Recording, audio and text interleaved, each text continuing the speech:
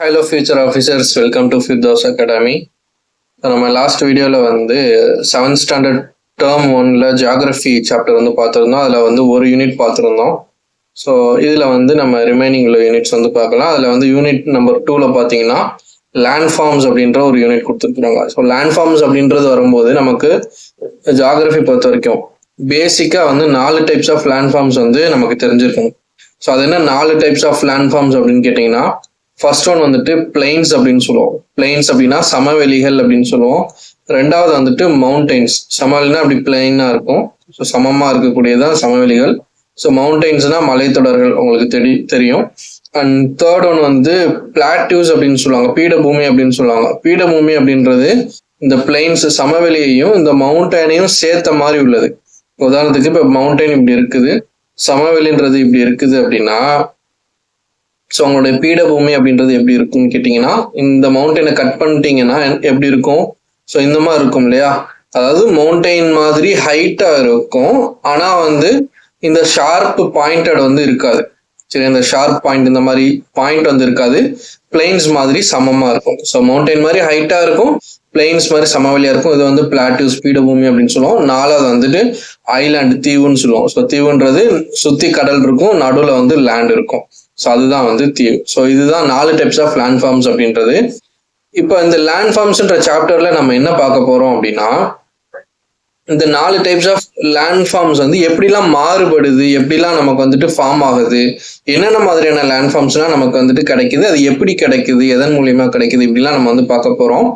So இதுல வந்து பாத்தீங்க அப்படின்னா, நம்ம போன சாப்டர்ல பார்த்தோம் இன்டீரியர் ஆஃப் த எர்த்னு சொல்லிட்டு, எர்த்தனுடைய இன்டீரியர் எப்படி இருக்குது அப்படின்னு சொல்லிட்டு பார்த்துருக்கோம். ஸோ அதில் பார்த்தீங்க அப்படின்னா கிரஸ்ட், மேண்டில், கோர் அப்படின்லாம் சொல்லிட்டு நம்ம பார்த்துருந்தோம். ஸோ அதில் ஆஸ்தனோஸ்பியர்னு சொல்லிட்டு ஒரு லேயர் இருக்குது. இந்த ஆஸ்தனோஸ்பியர்னுடைய ஃபோர்ஸ்னால தான், ஸோ இது வந்து குழம்பு மாதிரி மூவ் ஆகிட்டே இருக்கிறதுனால தான் அது மேலே இருக்கிற அந்த மேலோட வந்து தெர்மோகோல் வந்து தண்ணியில் மிதக்கிற மாதிரி மூவ் ஆகிக்கிட்டே இருக்குது அப்படின்னு சொன்னோம். ஸோ அப்போ இந்த மூவ்மெண்ட்னால 2 விதமான ஃபோர்ஸ் வந்து ஆக்ட் ஆகும், 2 விதமான சேஞ்சஸ் வந்து நடக்கும். ஒன்று வந்து எண்டோஜெனிக் அப்படின்னு சொல்லுவாங்க, இன்னொன்று எக்ஸோஜெனிக் அப்படின்னு சொல்லுவாங்க. உள்ள இயக்க விசைகள், வெளி இயக்க விசைகள் அப்படின்னு சொல்லிட்டு. ஸோ அப்போ பூமிக்கு உள்ளுக்குள்ள ஏதாவது சேஞ்சஸ் நடந்துச்சுன்னா அதை வந்து எண்டோஜெனிக்னு சொல்றோம். பூமிக்கு வெளிப்புறத்துல ஏதாவது சேஞ்சஸ் நடந்துச்சுன்னா அதை வந்து எக்ஸோஜெனிக் அப்படின்னு சொல்றோம். ஸோ பூமிக்கு உள்புறமா ஏதாவது சேஞ்சஸ் நடக்குதுன்னா, இப்போ இந்த மாதிரி இது வந்து நெருப்பு குழம்பு வந்து எரப்ட் ஆகி வெளியில வருது அப்படின்னா அது வந்து வல்கனிக் எரப்ஷன் அப்படின்னு சொல்றோம். ஸோ அப்போ இது மூவ் ஆகுறதுனால ஒரு தட்டும் இன்னொரு தட்டும் போய் மோதுறதுனால எர்த்குவேக் நடக்குது, சுனாமி வருது. ஸோ இதெல்லாம் வந்து உள் இயக்க விசைகள்னால ஏற்படக்கூடிய விஷயங்கள். வெளி இயக்க விசைகள் அப்படின்னு கேட்டிங்கன்னா, இப்போ எக்ஸோஜெனிக் ப்ராசஸ் அப்படின்னா பூமியினுடைய மேற்பரப்புல என்ன இருக்குது, நமக்கு மவுண்டெயின்ஸ் இருக்குது, சரி, அதே மாதிரி பள்ளத்தாக்குகள் இருக்குது, சமவெளிகள் இருக்குது. இப்ப இந்த வெளியில இருக்கக்கூடிய இந்த லேண்ட் ஃபார்ம்ஸ் இருக்குது இல்லையா, இதுல ஏதாவது மாற்றங்கள் ஏற்பட்டுச்சுன்னா அதை வந்து எக்ஸோஜெனிக் ப்ராசஸ் அப்படின்னு சொல்றோம். சரியா, இதுதான் வந்து சிம்பிளா இந்த சாப்டர்ல நம்ம பார்க்கக்கூடியது. ஸோ இந்த சாப்டர்ல ஸ்பெசிஃபிக்கா நம்ம வந்து எக்ஸோஜெனிக்ல என்ன இருக்குது அப்படின்றத நம்ம பார்க்க போறோம். எண்டோஜெனிக் அப்படின்றது போன சாப்டர்ல நம்ம பார்த்தோம், இந்த வல்கானோ, எர்த்குவேக் இதெல்லாம் போன சாப்டர்ல இதை பார்த்தோம். இந்த சாப்டர்ல எக்ஸோஜெனிக் ப்ராசஸ் மூலியமா என்னெல்லாம் நடக்குது அப்படின்றத நம்ம பார்க்க போறோம். ஸோ அதுல நீங்க மேஜரா தெரிய வேண்டியது என்னன்னா கிரடேஷன் அப்படின்றது. ஸோ இந்த கிரடேஷன் அப்படின்ற ப்ராசஸ் பார்த்தீங்க அப்படின்னா சமப்படுத்துது அப்படின்னு சொல்லுவோம். ஸோ இதில் 2 விதமான ப்ராசஸ் இருக்குது. கிரடேஷன் அப்படின்றதுல 2 விதமான ப்ராசஸ் இருக்குது. ஒன்று அக்ரடேஷன், இந்த கிரடேஷன் அப்படி எழுதிக்கணும், அக்ரடேஷன். இன்னொன்று டீகிரடேஷன், டிஇ அந்த கிரடேஷன் அப்படி எழுதிக்கணும். சரியா, அக்ரடேஷன், டீகிரடேஷன். ஸோ டீகிரடேஷன் அப்படின்னா ஒரு நெகட்டிவான சென்ஸ்ல வருதா, ஸோ இது வந்து ஒரு நெகட்டிவ் மீனிங் கொடுக்கறது, அக்ரடேஷன்றது ஒரு பாசிட்டிவ் மீனிங் கொடுக்கறது. ஸோ அது என்ன அப்படின்னா ஒன்றும் இல்லை, சிம்பிள் தான். இப்போ எக்ஸாம்பிளுக்கு இங்கே நான் சொல்றேன். எக்ஸாம்பிளுக்கு பார்த்தீங்க அப்படின்னா, இப்போ வந்து ஒரு மவுண்டெயின் இருக்குது, சரியா, ஒரு இடத்துல ஒரு மவுண்டெயின் இருக்குது. இப்போ வந்து ஃப்ரீக்வெண்ட்டாக இங்கே வந்து ரெயின்ஃபால் விழுந்துக்கிட்டே இருக்குது, ஸோ மழை பெஞ்சிட்டே இருக்குது அப்படின்னா, இப்போ இந்த ஒரு இடம் என்ன ஆகும், இந்த மவுண்டெயின் வந்து என்ன ஆகும், இந்த மவுண்டெயின்ல இருக்கக்கூடிய ஒரு பர்டிகுலர் சர்ஃபேஸ் வந்துட்டு என்ன ஆகும், ஒரு இடத்துல கண்டினியூஸா அந்த மழை தண்ணி விழுக விழுக விழுக இந்த ஒரு பர்டிகுலர் சர்ஃபேஸ் என்ன ஆகும், வீக் ஆகுமா. ஸோ இந்த இடம் வந்து வீக் ஆகி என்ன ஆகும்னா இது பேர்ந்துக்கிட்டு வந்துடும், அந்த கல் வந்து உடஞ்சிட்டு வெளியில வந்துடும் தனியா.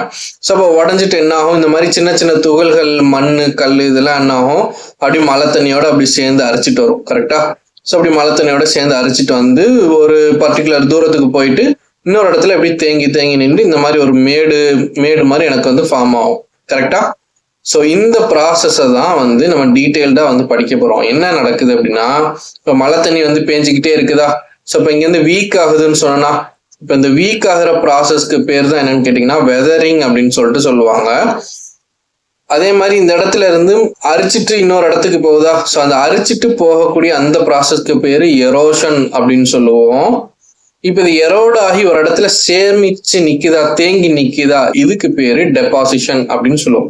ஸோ பேங்க்ல டெபாசிட் பண்றது, சேமிச்சு வைக்கிறது அப்படின்னு சொல்றோமா, ஸோ அது வந்து டெபாசிஷன். எரோஷன்னா அரிச்சிட்டு போறது, டெபாசிஷனா ஒரு இடத்துல சேமிச்சு வைக்கிறது. வெதரிங் அப்படின்னா வீக் ஆகுறது. ஸோ இந்த ப்ராசஸ் தான் வந்து த்ரூ அவுட் த லெசன் வந்து நடக்க போகுது. ஸோ அந்த through out the process through out the lesson இந்த ப்ராசஸ் தான் நடக்க போகுது அப்படின்னு சொல்லியாச்சு. அப்போ இந்த எரோஷன் நடக்கிறதுக்கும் டெபாசிஷன் நடக்கிறதுக்கும் ஒரு ஏஜென்ட்னு ஒருத்தன் இருப்பான். ஸோ அந்த ஏஜென்ட் தான் இங்க எக்ஸாம்பிளுக்கு ரெயின் வாட்டர் அப்படின்னு சொன்னேன். சரியா? இந்த ரெயின் வாட்டர் இல்லாம ரிவர் வாட்டர், ஆறு மூலியமாவும் இது அடிச்சுட்டு போகலாம். ஸோ அந்த மாதிரி ஒரு பர்டிகுலர் ஏஜென்ட் இருக்கும். ஸோ அந்த பர்டிகுலர் ஏஜென்ட் தான் இங்க எரோஷன் நடக்கிறதுக்கும் காரணமா இருந்துச்சு, இங்க டெபாசிஷன் நடக்கிறதுக்கும் காரணமா இருந்துச்சு. கரெக்டா? ஸோ இங்க இருக்கக்கூடிய ஒரு பர்டிகுலர் இதை வந்து மெட்டீரியலை எடுத்துட்டு இன்னொரு இடத்துக்கு டிரான்ஸ்போர்ட் பண்ணிட்டு போயிருச்சு. ஸோ இதை தான் நம்ம என்னன்னு சொல்லுவோம் அப்படின்னா ஏஜென்ட்ஸ் ஆஃப் கிரடேஷன் அப்படின்னு சொல்லுவோம். ஏஜென்ட்ஸ் ஆஃப் கிரடேஷன் அப்படின்னு சொல்லிட்டு நம்ம சொல்லுவோம். ஸோ ஏஜென்ட்ஸ் ஆஃப் கிரடேஷன்னா இந்த கிரடேஷன் நடக்கிறதுக்கு காரணமா இருக்கக்கூடிய இல்ல காரணிகளா இருக்கக்கூடிய அந்த ஒரு ஃபேக்டர், அதுதான் நம்ம ஏஜென்ட் அப்படின்னு சொல்றோம். ஸோ அதுல வந்து ஒரு 5 ஏஜென்ட் வந்து இருக்குது. ஸோ உங்களுக்கு வந்து ஒரு 4 ஏஜென்ட் தான் வந்து கொடுத்துருப்பாங்க. அந்த 4 ஏஜென்ட்டை பத்தி நம்ம படிப்போம். சரியா? இப்ப கிரடேஷன் தான் என்னன்னா, இந்த கிரடேஷன்ல 2 இருக்குன்னு சொன்னா, அக்ரடேஷன்னா பாசிட்டிவ், டீக்ரடேஷன்னா நெகட்டிவ்னு சொன்னா. ஸோ இதுல நெகட்டிவ் அப்படின்றது என்னன்னா ஒரு இடத்துல இருந்து ரிமூவ் பண்றது. ஸோ இந்த இடத்துல இருந்து மெட்டீரியலை ரிமூவ் பண்றது தான் எரோஷன் அப்படின்னு சொல்லுவோம். அப்ப டீக்ரடேஷன்னா என்னன்னு எழுதிக்கோங்க, எரோஷன் அப்படின்றத எழுதிக்கோங்க. அக்ரடேஷன்னா சேமிக்கிறது, ஆட் பண்றது. ஸோ ஆட் பண்றது டெபாசிஷன்ற ப்ராசஸ் மூலியமா நம்ம வந்து ஆட் பண்றோம். ஸோ அக்ரடேஷன் அப்படின்னா டெபாசிஷன் எழுதிக்கோங்க. ஸோ இங்க எரோஷன் நடக்கிறதும் டெபாசிஷன் நடக்கிறதும் ஒரு ஏஜென்ட்னால நடக்கும் அப்படின்றத மைண்ட்ல வச்சுக்கோங்க. சரிங்களா? ஸோ அப்ப இங்க 3 விஷயம் நம்ம வந்து பார்க்க போறோம். வெதரிங்ன்றத பார்க்க போறோம், எரோஷன்றத பார்க்க போறோம், டெபாசிஷன்றத பார்க்க போறோம். ஸோ இந்த எரோஷன் டெபாசிஷனை அக்ரடேஷன் டீக்ரடேஷன் சொல்லுவோம். எரோஷன் அப்படின்னா டீக்ரடேஷன், டெபாசிஷன் அப்படின்னா அக்ரடேஷன். ஸோ இது ரெண்டுக்கும் ரீசனா இருக்கிறது தான் என்னன்னு கேட்டீங்கன்னா ஏஜென்ட் அப்படின்னு சொல்றோம், ஏஜென்ட்ஸ் அப்படின்னு சொல்றோம். ஸோ இந்த ஏஜென்ட்ஸ் வந்து நம்ம ஹையர் கிளாஸஸ்ல 5 ஏஜென்ட்ஸ் வந்து இருக்கும். ஸோ இந்த ஏஜென்ட் தான் வந்து எரோஷன் நடக்கிறதுக்கும் டெபாசிஷன் நடக்கிறதுக்கும் காரணமா இருக்குது. சரியா? இப்போ இது ஓகேவா? எரோஷனும் டெபாசிஷனும் நடந்துருச்சு. இப்போ இதனால என்ன ஏற்படுது அப்படின்னு கேட்டீங்கன்னா, எக்ஸோஜெனிக் ப்ராசஸ்னா என்னன்னு சொன்னேன், பூமிக்கு மேற்பரப்புல இருக்கக்கூடிய இந்த ஒரு மவுண்டெயினோ இல்ல சமவெளியோ இல்ல ஒரு பள்ளத்தாக்குலயோ சேஞ்சஸ் ஏற்படுது அப்படின்னு நான் சொன்னேன். அப்ப இந்த சேஞ்சஸ் ஏற்படுறதுக்கு எது காரணமா இருக்குது? இந்த எரோஷன். இப்ப இந்த இடத்துல ஒரு எரோஷன் நடந்துச்சு அப்படின்னா இந்த இடத்துல சேஞ்ச் நடக்கும். அதே மாதிரி இந்த ஒரு இடத்துல போய் டெபாசிட் ஆச்சு அப்படின்னா இந்த இடத்துல சேஞ்ச் நடக்கும். ஸோ இப்போ இந்த சேஞ்சஸ் எல்லாம் நடக்குது இல்லையா, இந்த சேஞ்சஸ் எல்லாம் நடக்கிறத பத்தி நம்ம படிக்க போறோம். இப்ப இந்த சேஞ்சஸ்னால புதுசா எனக்கு ஃபார்ம் ஆகக்கூடிய அந்த ஒரு லேண்ட் ஃபார்ம் என்ன அப்படின்றத நம்ம பார்க்க போறோம். சரியா? இப்போ இந்த டிஃப்ரெண்ட் ஏஜென்ட்ஸ் இருக்கும். இப்போ எக்ஸாம்பிளுக்கு ரிவர் வாட்டர்னு ஒரு ஏஜென்ட் இருக்குதுன்னா, அந்த ரிவர் வாட்டர் மூலியமா என்ன ஆகும்? எரோஷனும் நடக்கும், டெபாசிஷனும் நடக்கும். கரெக்டா? எரோஷனும் நடக்கும், டெபாசிஷனும் நடக்கும். அப்போ எரோட் ஆகுறதுனால இந்த இடத்துல எரோஷன் நடக்கிறதுனால ஒரு இடத்துல சேஞ்சஸ் ஏற்படும், டெபாசிஷன் நடக்கிறதுனால இன்னொரு இடத்துல சேஞ்சஸ் ஏற்படும். ஸோ அப்போ எரோஷன் நடக்கிறது இடத்துல ஒரு லேண்ட் ஃபார்ம் கிரியேட் ஆகும், டெபாசிஷன் நடக்கிற இடத்துலயும் புது விதமான ஒரு லேண்ட் ஃபார்ம் வந்து கிரியேட் ஆகும். ஸோ அப்ப ரிவர் வாட்டர்னு சொல்லக்கூடிய ஒரு ஏஜென்ட் மூலியமா எரோஷன் நடக்கிறதுனால என்னென்னலாம் லேண்ட் ஃபார்ம் ஏற்படுது, டெபாசிஷன் நடக்கிறதுனால என்னென்னலாம் லேண்ட் ஃபார்ம் ஏற்படுது அப்படின்னு நம்ம பிரிச்சு படிக்கிறது தான் இந்த ஹோல் லெசன்மே. புரியுதா? ஸோ அப்ப லேண்ட் ஃபார்ம்ஸ்ன்றது மேஜரா 4 இது அப்படின்னு சொல்லியாச்சு. ஸோ அதுல இந்த வெதரிங் அப்படின்ற ப்ராசஸ் நடக்கும் ஃபர்ஸ்ட். அதாவது வீக் ஆகும். அது வீக் ஆனதுக்கு அப்புறம் அது எரோட் ஆகும், ஒரு இடத்துல இருந்து இன்னொரு இடத்துக்கு அரிச்சிட்டு போயிடும். சரியா? அரித்தல் ஏற்படும். அதுக்கப்புறம் எரோட் ஆனதுக்கு அப்புறம் இன்னொரு இடத்துல போய் டெபாசிஷன் நடக்கும். ஸோ அப்போ இந்த எரோஷன்னால இந்த இடத்துல ஒரு சேஞ்ச் நடக்கும், டெபாசிஷன் நடக்கிறதுனால இந்த பள்ளம் வந்து ஃபில் ஆகும். கரெக்டா? சிம்பிளா சொல்றேன். ஸோ அப்போ எரோஷன் நடக்கிறதுனால இங்கே ஒரு புது லேண்ட்ஃபார்ம் கிரியேட் ஆகுது, டெபாசிஷன் நடக்கிறதுனால இங்கே ஒரு லேண்ட்ஃபார்ம் கிரியேட் ஆகுது. இது ரெண்டும் எதன் மூலியமா நடக்குதுன்னா ரிவர் வாட்டர் மூலியமா நடக்குது. அப்படின்னா இப்போ ரிவர் வாட்டர் மூலியமா எரோஷனல் லேண்ட்ஃபார்ம்ஸ் என்னென்ன, டெபாசிஷனல் லேண்ட்ஃபார்ம்ஸ் என்னென்ன அப்படின்னு சொல்லிட்டு நம்ம டேபிள் வைஸ் போட்டு படிச்சிட்டோம்னா இந்த சாப்டர் சிம்பிளா முடிஞ்சிடும். ஸோ அப்போ நீங்க எப்படி இதை எழுதிக்கணும் அப்படின்னா இந்த சாப்டரை, ஸோ இனிஷியலா வந்து லேண்ட்ஃபார்ம்ஸ்னா என்ன, நான் இப்போ உள்ள நேரம் சொன்னேன் இல்லையா, லேண்ட்ஃபார்ம்ஸ்னா என்ன, வெதரிங்னா என்ன, எரோஷன்னா என்ன, டெபாசிஷன் என்னன்னு சொல்லிட்டு இந்த கண்டென்ட்டை அப்படி பார்த்து சிம்பிளிஃபைடா எழுதிக்கோங்க. இப்போ ஃபர்ஸ்ட் ஏஜென்ட் வந்து ரிவர் வாட்டர்னு படிக்கிறோம் அப்படின்னா அந்த ரிவர் வாட்டர்னு ஒரு டேபிள் போட்டு ரிவர் வாட்டர்னால எரோஷனல் லேண்ட்ஃபார்ம்ஸ் என்ன, டெபாசிஷனல் லேண்ட்ஃபார்ம்ஸ் என்னென்ன அப்படின்னு சொல்லிட்டு நம்ம தனியா போட்டு இங்கே 1 2 3 அதே மாதிரி இங்கே 1 2 3ன்னு சொல்லிட்டு நம்ம டேபிள் போட்டு படிக்க போறோம். ஸோ இந்த சாப்டர் ஃபுல்லாமே இப்படிதான் போக போகுது. ஸோ அந்த லேண்ட்ஃபார்ம்ஸ் எப்படி உருவாகுது அப்படின்ற கதை மட்டும் நான் சிம்பிளா சொல்லிடுறேன், அப்புறம் நீங்க வந்து ஃபேக்ட்ஸை வந்து ஞாபகம் வச்சுக்கலாம். சரியா? ஸோ இப்போ ஃபர்ஸ்ட் ரிவர் வாட்டர். ஸோ அந்த ரிவர் வாட்டர் மூலியமா இதான் வந்து ஃபர்ஸ்ட் ஏஜென்ட் நம்ம பார்க்க போற ஃபர்ஸ்ட் ஏஜென்ட். இந்த ரிவர் வாட்டர் மூலியமா என்ன மாதிரியான லேண்ட்ஃபார்ம்ஸ் வந்து கிரியேட் ஆகுது அப்படின்னு பார்க்க போறோம். ஸோ அந்த ரிவர் வந்து உருவாகிற அந்த ஆரிஜின் சோர்ஸ் பார்த்தீங்க அப்படின்னா அது தோன்றக்கூடிய இடம் அப்படின்றது ஒரு மவுண்டெயின் இருக்குது. அந்த மவுண்டெயின் உச்சியில, ஸோ மலை பிரதேசம் அப்படின்னாலே நம்ம ஹைட் மேல போக போக என்ன ஆகும், குளிர்ச்சியா தான் இருக்கும். கரெக்டா? ஸோ இங்க டெம்பரேச்சர் ரொம்ப லோவா இருக்கும், குளுமையா இருக்கும். ஸோ அப்போ இது மேல இருக்கக்கூடிய இடத்துல பாத்தீங்கன்னா பனிகள் வந்து உறைஞ்சிருக்கும். ஸோ பனிப்பாறை தான் நம்ம சொல்லுவோம் இல்லையா, ஸோ கிளேசியர் அப்படின்னு சொல்லுவோம். ஸோ பனி உறைஞ்சிருக்கும். இந்த பனி உருகிறது மூலியமா அந்த மாதிரி வந்துட்டு என்ன ஆகும், நமக்கு தண்ணி ஃபார்ம் ஆகும். அந்த தண்ணி ஓடி வர்றதுதான் நமக்கு ரிவரா கிடைக்குது. ஸோ கரெக்டா? ஸோ இந்த டயக்ராம் தான் நான் இங்கே வரைஞ்சிருக்கேன். ஸோ ரிவரா கிடைக்குது.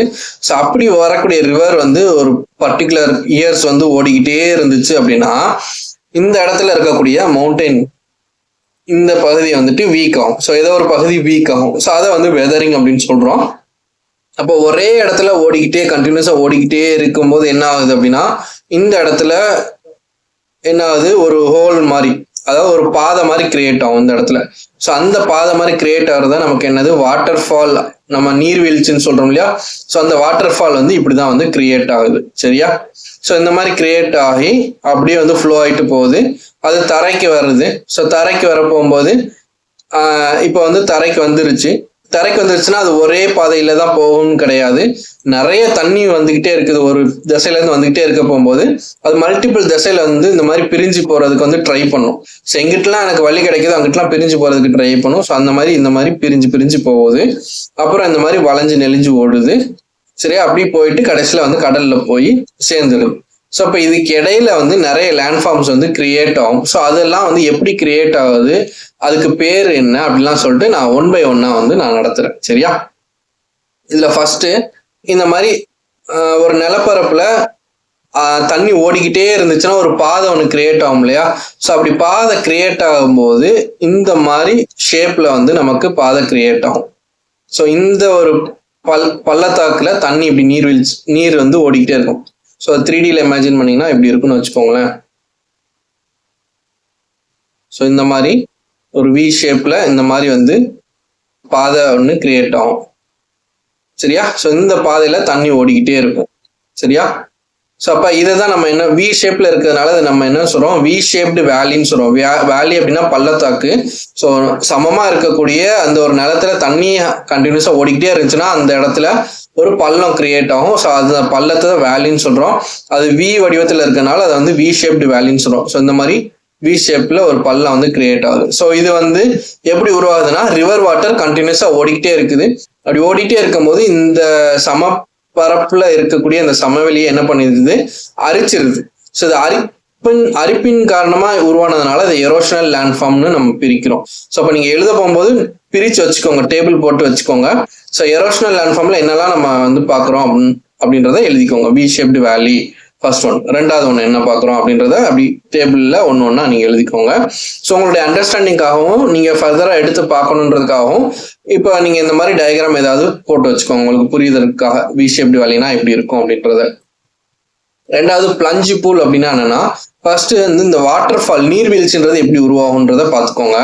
இப்போ வந்து மவுண்டெயின் இருக்குது. ஸோ இப்போ இந்த மவுண்டெயின்ல இருந்து தண்ணி, இப்போ ரிவர் வாட்டர் வந்து இப்படி ஓடி வருது வச்சுக்கோங்களேன். ஸோ அப்போ அது மவுண்டெயின்ல இருந்து கீழே விழுக போகுது பள்ளத்துல, சரியா, மலையில இருந்து கீழே விழுக போகுது அப்படின்னா, ஸோ இப்படி இருக்குது. மவுண்டெயின்றது ஒரு பாறை தானே, ராக் தானே. ஸோ அந்த ராக் வந்து ஹார்டு ராக்கு, சாஃப்ட் ராக்குன்னு சொல்லிட்டு ரெண்டு இருக்குது. ஸோ ஹார்டு ராக்னா அது உடைக்கிறது ரொம்ப கஷ்டமா இருக்கும், சாஃப்ட்னா ஈஸியா வந்து அது உடைச்சிரும், சரியா. ஸோ இப்போ மேல வந்து ஹார்ட் ராக்கும் கீழே வந்து சாஃப்ட் ராக் இந்த மாதிரி இருக்குதுன்னா, இப்போ கீழே விழுந்து விழுந்து என்ன ஆகும் அப்படின்னா, இது ராக் வந்து அரிக்காது, அவ்வளவு சீக்கிரத்துல வீக் ஆகாது. பட் கீழே உள்ள சாஃப்ட் ராக் என்ன ஆகும், ஈஸியா வந்து இந்த தண்ணி விழுந்து விழுந்து விழுந்து வந்து இது அரிச்சிரும். ஸோ இப்போ இது அரிச்சு என்ன ஆகும் அப்படின்னா, இந்த மாதிரி ஒரு கர்வ் மாதிரி விழுந்துரும். ஸோ அப்படி கர்வ் மாதிரி வந்ததுக்கு அப்புறம் அந்த தண்ணி வந்து என்ன ஆகும், இப்படி வந்து இப்படி விழும், கரெக்டா. ஸோ இப்படி நேரா வந்து விழும். இந்த இங்க விழுகுதா, இங்க கர்வ் விழுந்ததுக்கு அப்புறம், கர்வ் வந்ததுக்கு அப்புறம் இப்படி நேரா வந்து விழுகுதா. ஸோ இந்த நேரம் வந்து விழுகும்போது நம்ம மனிதர்கள் வந்து நீர்வீழ்ச்சியில இப்படி இங்கே நின்று தான் குளிப்போம். ஸோ இந்த இதுக்குள்ள நம்ம போய்க்கிறோம், அந்த மாதிரி இப்படி வந்து குளிச்சுக்கிறோம். ஸோ இந்த இடத்துல தான் நம்ம நின்று குளிக்கிற இடமா இருக்கும் நீர்வீழ்ச்சியில. ஸோ இப்படிதான் வந்து நீர்வீழ்ச்சி வந்து ஃபார்ம் ஆகுது. இதுதான் வந்து என்னது, வாட்டர் ஃபால்ஸ்ன்னு சொல்றோம். ஸோ அப்போ ஒரு வாட்டர் ஃபால் அப்படின்றது என்னன்னு கேட்டீங்கன்னா, அது ஒரு எரோஷனல் லேண்ட்ஃபார்ம். ஸோ ரெண்டாவதுன்னு போட்டு வாட்டர் ஃபால்ஸ்ன்னு எழுதிக்கோங்க. அது எப்படி உருவாச்சுன்ற கதையை பார்த்துக்கோங்க.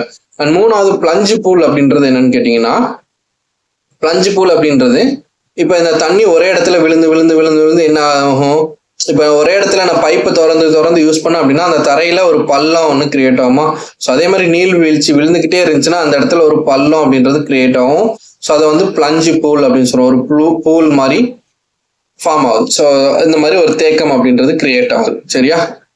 ஸோ இது ஒண்ணு. இதுக்கப்புறம் நான் இங்க ஒன்று அலுவியல் ஃபேன் அப்படின்னு ஒன்று இருக்குது, அதை நான் சொல்லலை, நான் சொல்றேன், சரிங்களா. ஸோ நெக்ஸ்ட் வந்து மியாண்டர் அப்படின்னு ஒன்று இருக்குது. ஸோ மியாண்டர் அப்படின்னா என்னன்னு எழுதிக்கோங்க. மியாண்டர் அப்படின்றது என்னன்னு பார்த்தீங்கன்னா, இந்த மாதிரி வளைஞ்சு நெளிஞ்சு போகக்கூடியது மியாண்டர். ஸோ இங்க இருக்குது இல்லையா, ஸோ இங்க இருந்து தான் ஆறு வருது, இதுதான் வந்து டைரக்ஷன், ஆறு வரக்கூடிய டைரக்ஷன். ஸோ இந்த மாதிரி ஏன் வளைஞ்சு நெளிஞ்சு வருது அப்படின்னா, நம்ம நீர்வீழ்ச்சியில பார்த்தோம் இல்லையா, ஹார்டு ராக்கு, சாஃப்ட் ராக்குன்னு. ஸோ அந்த மாதிரி இந்த தரைகள்லையுமே பார்த்தீங்க அப்படின்னா சில இடங்கள் ரொம்ப ஹார்டா இருக்கும், சில இடங்கள் சாஃப்டா இருக்கும். ஸோ இப்போ ஹார்டான பகுதியில என்ன, இப்போ இந்த நீர் வந்து தண்ணி வந்து இப்படி வருது இந்த டைரக்ஷன்ல, இப்படி முட்டிட்டு ஏன் திரும்புது அப்படின்னா, இந்த ரீஜனுக்கு அந்த தண்ணியால போக முடியல, ஏன்னா இங்க வந்து ரொம்ப ஹார்டான ராக்ஸ் வந்து இருந்திருக்கும், சரியா. ஹார்டான ராக்ஸ் இருக்கிறதுனால அது எந்த பக்கம் வேற சாஃப்டான ராக் இருக்குன்னு தேட போகும்போது இந்த சைடு இருந்திருக்கும். ஸோ அப்போ இந்த சைடு வந்து என்ன ஆகும், அதை அரிச்சிட்டு இந்த சைடு அதனுடைய பாதையை வந்து மாத்திக்கிறது.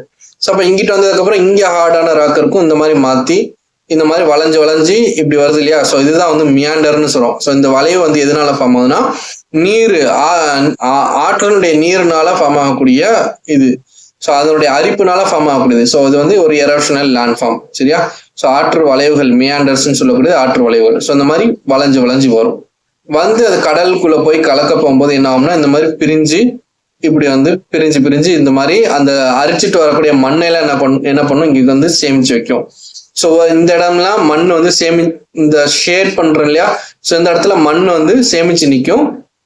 அப்ப இந்த மண்ணுக்கு லெஃப்ட் அண்ட் ரைட் சைட்ல என்ன இருக்கும் அப்படின்னா, தண்ணி வந்து ஓடும். இப்ப நான் போட்டிருக்கிற லைன்ஸ் எல்லாமே பாத்தீங்கன்னா தண்ணி ஓடக்கூடிய இடமா இருக்கும். அதுக்கு நடுவுல வந்து மண்ணெல்லாம் தேங்கி நிற்கும். ஸோ அப்ப இந்த தண்ணி ஓடுது இல்லையா, இந்த மாதிரி பாக்குறது வந்துட்டு எப்படி இருக்குதுன்னா, ஒரு காத்தாடி மாதிரி விசிறி மாதிரி இருக்குதா. ஸோ இது வந்து அலுவியல் ஃபேன் அப்படின்னு சொல்றோம். அதாவது வண்டல் மண்ணால உருவான ஒரு நிலப்பரப்பு, அதனாலதான் இதை வந்து நம்ம அலுவியல் ஃபேன் அப்படின்னு சொல்றோம், ஓகேங்களா. ஸோ இது வந்து பாத்தீங்கன்னா ஒரு டெபாசிஷனல் லேண்ட் ஃபார்ம்ஸ். ஸோ வண்டல் மண்ணை அரிச்சிட்டு வந்து ஒரு இடத்துல தேக்கி வைக்குது இல்லையா. ஸோ தேக்கி வைக்கிறது மூலியமா இப்படி வந்து நமக்கு ஒரு ஃபார்ம் ஆகுது. ஸோ அதனால இதை வந்து நம்ம என்ன சொல்றோம், டெபாசிஷனல் லேண்ட் ஃபார்ம் அப்படின்னு சொல்றோம். கிளியரா? ஸோ நெக்ஸ்ட் வந்து ஆக்ஸ்போ லேக் அப்படின்னா என்னன்னு நம்ம பார்க்கணும், சரியா. ஸோ குதிரை குழம்பு ஏரி அப்படின்னு சொல்லுவாங்க ஆக்ஸ்போ லேக் அப்படின்றது. ஸோ இது எப்படி ஃபார்ம் ஆகுது அப்படின்னு பார்த்தீங்கன்னா, இப்போ இது பார்த்தீங்க இல்லையா, இது எல்லாமே மியாண்டர்ஸ் தான். ஸோ இந்த மாதிரி வளைஞ்சு வளைஞ்சு வர்றது மியாண்டரு. இது எப்படி ஃபார்ம் ஆச்சுன்னு நான் சொல்லிட்டேன். இப்போ நார்மலா இப்போ இந்த வளைஞ்சு வளைஞ்சு போகக்கூடிய ஒரு ரோடு இருக்குன்னு வச்சுக்கோங்களேன். இந்த மாதிரி வளைஞ்சு நெளிஞ்சு ஒரு ரோடு போகுது. இந்த ரோட்ல நம்ம வந்து என்ன பண்ணணும், வண்டி ஓட்டிட்டு போகணும்னு வச்சுக்கோங்க. ஸோ இப்போ வளைஞ்சு வளைஞ்சு போகும்போது என்ன பண்ணணும், இல்லைன்னா நம்ம வந்து ஒரு ரன்னிங் ட்ராக் வச்சுப்போம், வளைஞ்சி போகக்கூடிய ஒரு ரன்னிங் ட்ராக். சரியா? ஸோ அந்த ரன்னிங் ட்ராக்ல ஃபர்ஸ்ட் ட்ராக், ரெண்டாவது ட்ராக் அப்படின்னு சொல்லிட்டு ஒரு 6 ட்ராக் இருக்குன்னா ஃபர்ஸ்ட் ட்ராக்ல உள்ளவன் இங்க இருப்பான், லாஸ்ட் ட்ராக்ல உள்ளவன் இங்க இருப்பான். ஸோ ஃபர்ஸ்ட் லாஸ்ட்னு நான் வச்சுக்கிறேன், 1 L அப்படின்னு நான் வச்சுக்கிறேன். இப்போ எப்படி ஓடிட்டு இருக்கும்போது இப்போ இந்த ஃபர்ஸ்ட் ட்ராக்ல ஓடுறவன் இந்த ஆர்ச்சை அவன் வளையணும், இந்த ஆர்ச்சை அவன் வளைஞ்சு ஓடணும். லாஸ்ட் ட்ராக்ல உள்ளவன் இந்த ஆர்ச்சை வளைக்கணும். ஸோ அப்ப 2 பேரும் ஈக்குவலா போகணும் அப்படின்னு வச்சுக்கோங்களேன். 2 பேரும் ஈக்குவலா வளையணும் அப்படின்னா இந்த ஆர்ச் பாத்தீங்கன்னா சின்ன ஆர்ச்சா இருக்கும், ஸோ டக்குன்னு வளைஞ்சிடலாம். இந்த ஆர்ச் பாத்தீங்கன்னா பெருசா இருக்கும், ஸோ இப்போ வளையறதுக்கு ரொம்ப நேரம் எடுக்கும். கரெக்டா? அந்த சொல்ற கான்செப்ட் புரியுதா? இது வந்து லாஸ்ட் ட்ராக்ல, இது வந்து இந்த ஆர்ச்சு, இது வந்து சின்ன ஆர்ச்சு. அப்ப இதை வளைக்கிறது வந்து ஈஸியா வளைஞ்சு ஓடிடலாம். இது வளைஞ்சு நம்ம போகணும்னா பெருசா இருக்கும். ஸோ இந்த டிஸ்டன்ஸை கவர் பண்றது லாங் டிஸ்டன்ஸா வந்து இருக்கும். ஸோ அதுதான் வந்து கான்செப்ட். ஸோ இப்போ லாங் டிஸ்டன்ஸை நான் கவர் பண்ணணும், ஆனா ஈக்குவல் டைம்ல 2 பேரும் கவர் பண்ணணும் அப்படின்னா அப்போ இந்த எட்ஜ்ல இருக்கிறவன் என்ன பண்ணணும், இந்த எட்ஜ்ல இருக்கிறவன் ஸ்லோவா வளையணும், அந்த லாஸ்ட்ல இருக்கிறவன் என்ன பண்ணணும், ஸ்பீடா ஓடணும். அப்பதான் வந்து என்ன ஆகும், இந்த 2 பேரும் ஈக்குவலா வந்து அந்த ஆர்ச்சை வந்து கடப்பாங்க. கரெக்டா? புரியுதா உங்களுக்கு நான் சொல்ற கான்செப்ட் புரியுதா? ஸோ இது ஒரு ட்ராக், இது ஒரு ட்ராக்கு. இந்த ட்ராக்ல உள்ளவன், அதாவது என்னோட இந்த ரைட் ஹேண்ட் சைட்ல நான் இப்போ வரைகிறேன் இல்லையா, ஸோ இந்த ட்ராக்ல உள்ளவன் சின்ன ஆர்ச்சை கவர் பண்ணுவான், இங்க உள்ளவன் பெரிய ஆர்ச்சை கவர் பண்ணணும். ஸோ அப்ப சின்ன ஆர்ச்சை கவர் பண்றவன் ஃபாஸ்டா கவர் பண்ணிடுவான், பெரிய ஆர்ச்சை கவர் பண்றவனுக்கு டைம் நிறைய எடுக்கும். ஸோ அப்ப டைம் வந்து 2 பேரும் ஈக்குவலா கவர் பண்ணணும் அப்படின்னா இந்த ட்ராக்ல உள்ளவன், லெஃப்ட் சைட்ல உள்ளவன் என்ன பண்ணணும், பெரிய ஆர்ச்சை கவர் பண்ணணுன்றதுனால ரொம்ப ஃபாஸ்டா ஓடணும், இவன் வந்து ஸ்லோவா ஓடுனா போதும். கரெக்டா? இந்த கான்செப்டை மைண்ட்ல வச்சுக்கோங்க. இப்போ இங்க இருந்து ஓடி வர்றாங்க, சரியா? இந்த டைரக்ஷன்ல ஓடி வர்றாங்க. ஸோ இந்த டைரக்ஷன்ல இருந்து ஓடி வர போகும்போது இந்த ஆர்ச்ல இருந்து பாருங்க. ஸோ இது வந்து இந்த இதுல இருக்கிறவன் இந்த ஆர்ச்சை கவர் பண்ணணும், சரியா? ஸோ இந்த 2 ஆர்ச்சை கவர் பண்ணும் போது இந்த மேல ரெட் கலர் இருக்குதா, ஸோ அந்த ரெட் கலர்ல பாத்தீங்க அப்படின்னா பெரிய ஆர்ச்சை டிராவல் பண்ணணும், இந்த சைடு சின்ன ஆர்ச்சை டிராவல் பண்ணா போதும். அப்ப பெரிய ஆர்ச்சை டிராவல் பண்றான் அப்படின்னா அவன் வந்து ஃபாஸ்டா ஓடணும். கரெக்டா? சின்ன ஆர்ச்சை டிராவல் பண்றவன் ஸ்லோவா ஓடுனா போதும். அதே மாதிரி இங்க வர போகும்போது என்ன ஆகும், இந்த இடத்துல சின்ன ஆர்ச்சா இருக்கும், இந்த இடத்துல பெரிய ஆர்ச்சா இருக்கும். ஸோ அப்ப பெரிய ஆர்ச்சை கவர் பண்றவன் ஸ்லோவா ஓடணும், சின்ன ஆர்ச்சை கவர் பண்றவன் ஃபாஸ்டா ஓடணும். புரியுதா நான் சொல்ற கான்செப்ட்? அதே மாதிரி இங்க வர போகும்போது என்ன ஆகும், இது பெரிய ஆர்ச்சா இருக்கும், இது சின்ன ஆர்ச்சா இருக்கும். ஸோ அப்ப இன்னர் சைடு எல்லாமே பாத்தீங்க அப்படின்னா சின்ன ஆர்ச்சு, அவுட்டர் சைடு எல்லாமே பாத்தீங்கன்னா பெரிய ஆர்ச்சு. சாரி, இங்க வந்து பெரிய ஆர்ச் அப்படின்னா ஃபாஸ்டா ஓடணும், இன்னர் சின்ன ஆர்ச்சுன்றது ஸ்லோவா ஓடணும். கரெக்டா? அதே மாதிரி இங்கே சின்ன ஆர்ச்சு, ஸோ ஸ்லோவா ஓடுனா போதும், இது பெரிய ஆர்ச்சு ஃபாஸ்டா ஓடணும். ஸோ அப்ப வெளியே இருக்கிறது எல்லாமே பெரிய ஆர்ச்சு, அவுட் சைட்ல இருக்கிறது எல்லாமே பெரிய ஆர்ச்சு. ஸோ அப்ப அவுட் சைட்ல பெரிய ஆர்ச்சுன்றதுனால அந்த டிஸ்டன்ஸை கவர் பண்றதுக்கு அவங்க ஃபாஸ்டா ஓடணும். இது வந்து புரிஞ்சிருச்சா? இப்போ இது எதுக்கு இந்த எக்ஸாம்பிள்லாம் நான் சொல்றேன் அப்படின்னா, இப்ப தண்ணி இதுல வந்து யார் ஓடுறான்னா தண்ணி தான் ஓடுது. இப்ப தண்ணி வந்து இங்க இருந்து ஓடி வருது, ஃபாஸ்டா வருதுன்னு வச்சுக்கோங்களேன். அப்ப கர்வ்ல வரப்போகும்போது இந்த இடத்துல ஃபாஸ்டா அதை வந்து டிராவல் பண்ணணும், இந்த இடத்துல ஸ்லோவா டிராவல் பண்ணணும். இப்போ ஃபாஸ்டா டிராவல் ஆகும்போது என்ன ஆகும்னா இருக்கிற செடிமெண்ட்ஸை எல்லாத்தையும் அரிச்சுக்கிட்டு வந்துடும். ஸோ இப்போ ஃபாஸ்டா ஓடும்போது என்ன ஆகும் அப்படின்னா இருக்கிற எல்லாத்தையும் அரிச்சிட்டு வந்துடும். ஸ்லோவா போகும்போது என்ன ஆகுது அப்படின்னா அந்த தண்ணியில இருக்கக்கூடிய அந்த படிவங்கள் எல்லாத்தையும் என்ன பண்ணிரும், அங்க டெபாசிட் பண்ணிரும். இப்ப புரியுதா? ஸ்லோவா வரப்போகும்போது அந்த இடத்துல டெபாசிட் பண்ணிரும், டெபாசிஷன் நடக்கும். ஃபாஸ்டா போகும்போது இருக்கிறத எல்லாத்தையும் அள்ளிட்டு போயிடும். ஸோ ஃபாஸ்டா போகும்போது எல்லாத்தையும் அடிச்சுட்டு போயிடும். ஸ்லோவா வரும்போது தண்ணியில இருக்கக்கூடிய அந்த படிவங்கள் எல்லாத்தையும் கீழே வந்து படிய வச்சுட்டு போயிடும். அப்போ அவுட்டர் கவர் எல்லாத்துலயும் ஃபாஸ்டா ஓடுது, எல்லாத்தையும் எரோட் பண்ணிட்டு போயிடுது. ஸோ அவுட்டர் கவர்ல பாருங்களேன், எல்லாமே வந்து அவுட்டர் கர்வ்ல எல்லாமே ரெட் கலர்ல இருக்குதா, ரெட் ஆர் சம்திங் பிங்கிஷா இருக்குதா? ஸோ இங்க பாருங்க பிங்க், இந்த அவுட்டர் கர்வ் எல்லாத்துலயும் பிங்கா இருக்குது. இந்த அவுட்டர் கர்வ் என்ன சொல்றாங்க அப்படின்னா எரோஷன் சொல்றாங்க, ஏன்னா அது வந்து ஃபாஸ்டா அடிச்சுட்டு போயிருது. ஸோ அதை எரோஷன் அப்படின்னு சொல்றோம், ஆக்டிவ் எரோஷன் அப்படின்னு சொல்றோம். அதே மாதிரி உள்ளுக்குள்ள இருக்கிறது எல்லாமே பாருங்க எல்லோ கலர்ல இருக்குது. ஸோ எல்லோ கலர் அப்படின்னா ஸ்லோவா வரும். ஸ்லோவா வந்துச்சுன்னா அதை டெபாசிட் பண்ணும். இதை வந்து ஆக்டிவ் டெபாசிஷன் அப்படின்னு சொல்றோம். சரியா? ஸோ இது இப்படிதான் வந்து மியாண்டர்ஸ் அப்படின்றது நடக்கும். மியாண்டர் வந்து ஃபார்ம் ஆகுது. ஸோ இப்படி நடந்துட்டு இருக்கும்போது என்ன ஆகும்னா இந்த இடத்துல இப்படி வந்து இப்படி அரைச்சிட்டு இப்படி வரும். ஸோ இந்த பாத் வந்து இப்படி வருமா? ஸோ இப்படி வந்துகிட்டே இருக்க போகும்போது என்ன ஆகும் அப்படின்னா ஒரு காலகட்டத்துல அந்த மணல் சைட்ல உள்ள மணல் என்ன ஆகும் அப்படின்னா இப்படி வந்து இப்படி வந்துகிட்டு இருந்தது ஒரு காலகட்டத்துல இப்படி ஸ்ட்ரைட்டா போயிடும். சரியா? ஸோ அந்த ஆறு வந்து இப்படி ஸ்ட்ரைட்டா அதனுடைய பாதையை மாத்திருச்சுன்னா இந்த பாதை வந்து என்ன ஆயிரும், இந்த இடத்துல மணல் வந்து மேடாகி இந்த பாதை வந்து கட் ஆயிரும். ஸோ அந்த ஆறு வந்து இப்படி போகக்கூடிய பாதையை வந்து கட் பண்ணிரும். இப்படி ஸ்ட்ரைட்டா வந்து போயிடும். ஏன்னா இப்படி சுத்தி வர்றதுக்கு எனக்கு வந்து என்ன ஆகும், நிறைய பெட்ரோல் செலவாகும் அப்படின்ற மாதிரி இப்படி சுத்தி வந்துச்சுன்னா அந்த ஆறுனுடைய எனர்ஜி வந்து வேஸ்ட் ஆகும். ஸோ அதனால என்ன பண்ணும், ஆறு வந்து எது சிம்பிளா ஈஸியான வேயோ அதை தான் சூஸ் பண்ணும். ஸோ அப்போ இப்படி வந்துகிட்டு இருந்தது என்ன ஆகும் அப்படின்னா டக்குன்னு வந்து அதனுடைய கோர்ஸ் அதனுடைய பாதையை மாத்துறது மூலியமா இதுக்கு போகக்கூடிய தண்ணி சப்ளை வந்து கட் ஆயிரும். அப்புறம் இங்க வந்து என்ன ஆகும், ஃபுல்லா மணல் வந்து தேங்கி இந்த மாதிரி தண்ணியே இல்லாத மாதிரி போயிடும். அப்ப இந்த இடத்துல மட்டும் வெறும் பள்ளம் மட்டும் தான் இருக்கும். இந்த சி ஷேப்ல வெறும் பள்ளத்தாக்கு மட்டும்தான் இருக்கும். இந்த பள்ளத்துக்குள்ள தண்ணி தேங்கி நிற்கும். இப்ப வெயில் காலத்துல என்ன ஆகும்னா இந்த தண்ணி வந்து எவாபரேட் ஆகி வெறும் பள்ளம் மட்டும் இருக்கும். மழை காலத்துல இந்த பள்ளம் ஃபில் ஆகி தண்ணி ஃபார்ம் ஆயிரும். ஸோ அப்போ இது வந்து என்ன ஆகும்னா இது வந்து ஆறு அப்படின்றது ஓடிக்கிட்டே இருந்தா தானே அது ஓடை ஆறுன்னு சொல்றோம். அப்போ ஒரே இடத்துல தேங்கி நின்றா அது என்னன்னு சொல்றோம், குளம் குட்டை அப்படின்னு தான் சொல்றோம். ஸோ இதை வந்து நம்ம ஒரு லேக் அப்படின்னு சொல்றோம். இந்த லேக்கை வந்து நம்ம ஆக்ஸ்போ லேக்குன்னு சொல்றோம். ஏன்னா அதனுடைய ஷேப் வந்து அந்த ஆக்ஸ்போ ஷேப் மாதிரி இருக்கிறதுனால அது வந்து ஆக்ஸ்போ லேக் அப்படின்னு சொல்றோம். ஸோ அதுதான் வந்து இது. சரிங்களா? ஸோ அதை நீங்க படிச்சு பார்த்தீங்கன்னா நான் சொன்ன கதையை கம்பேர் பண்ணி உங்களால கனெக்ட் பண்ணிக்க முடியும். சரியா? ஸோ அந்த குதிரைனுடைய அந்த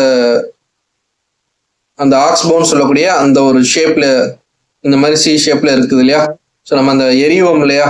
ஸோ அந்த ஷேப்ல இருக்கும். ஸோ அதனாலதான் அதுக்கு பேரு ஆக்ஸ்போ லேக் அப்படின்னு சொல்லிட்டு சொல்றாங்க. ஸோ இதுல ஏதாவது மிஸ் ஆயிருக்குதா? ஸோ நெக்ஸ்ட் வந்து ட்ரிபியூட்டரினா என்ன, டிஸ்ட்ரிபியூட்டரினா என்னன்னு பார்த்துக்கோங்க. ட்ரிபியூட்டரி அப்படின்னா ஒரு ரிவர் ஓடிட்டு இருக்குது. ரிவர் மெயின் ரிவர் வந்து ஓடிட்டு இருக்குது. இந்த ரிவர் கூட சம் கிளை நதிகள்னு சொல்லக்கூடியது.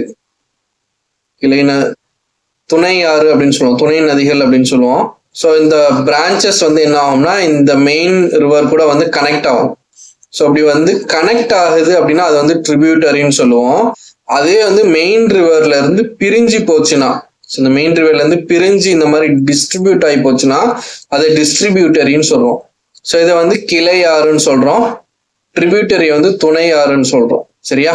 ஸோ இது வந்து சேர்ந்து வந்து நிக்குது, துணை கொடுக்குது, அதனால இது துணை ஆறு அப்படின்னு ஞாபகம் வச்சுக்கோங்க. இது வந்து பிரிஞ்சு டிஸ்ட்ரிபியூட் ஆகி போகுது, இது வந்து டிஸ்ட்ரிபியூட்டரி அப்படின்னு ஞாபகம் வச்சுக்கோங்க. சரியா? ஸோ இது வந்து ஒரு டூ இன் ஃபேக்ட், இதை வந்து நோட் பண்ணிக்கோங்க. ஸோ நெக்ஸ்ட் வந்து ஸோ மியாண்டர் அப்படின்ற டேர்ம் எங்க இருந்து எடுத்துருக்குறாங்க. ஸோ இது வந்து டர்க்கியில ஒரு ரிவர் வந்து வளைஞ்சு நெளிஞ்சு ஓடுறதுனால அந்த ஒரு பேர் எடுத்து இந்த மியாண்டர் அப்படின்றத வச்சிருக்கிறாங்க. சரியா? ஸோ நெக்ஸ்ட் ஃப்ளட் பிளைன்ஸ் அப்படின்னா என்னன்னா